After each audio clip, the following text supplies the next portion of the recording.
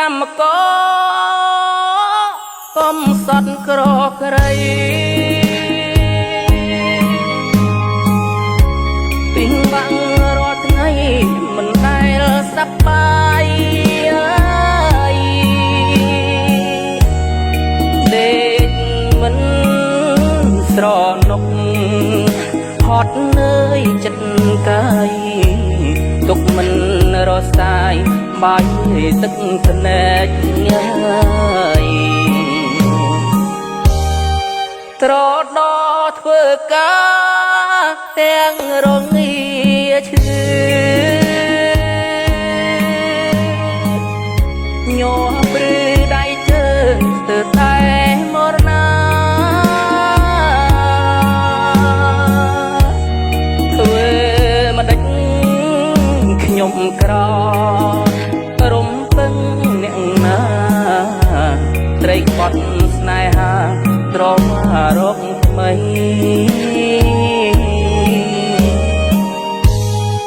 សង្ឃឹមថ្ងៃមុខខ្ញុំផុតទុក្ខភ័យទៅចង់ណាស្រី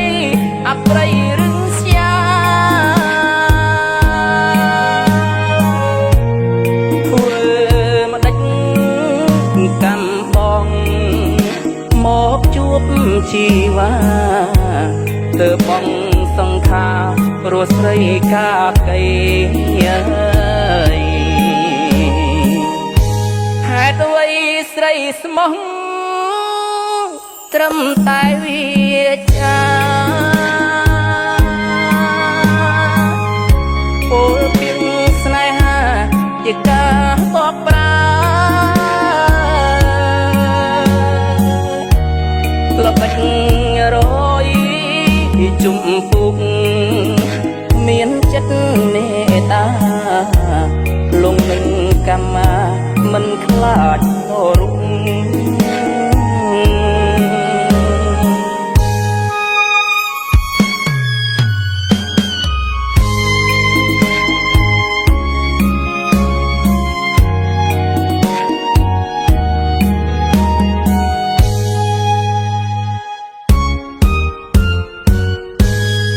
សង្ឃឹមថ្ងៃមុខខ្ញុំផុតទុក្ខភ័យទៅចង់ណាស្រីអប្រិយរឹងស្យាធ្វើមិនដេចកម្មបងមកជួបជីវ៉ាទើបបងសង្ខារស់ស្រីកាកៃហេតុអ្វីស្រីស្មោះត្រឹមតែវា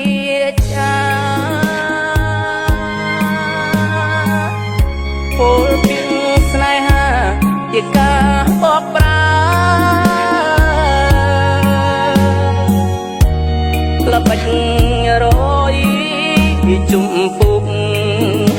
មានចិត្តមេត្តាលងនឹងកម្មមា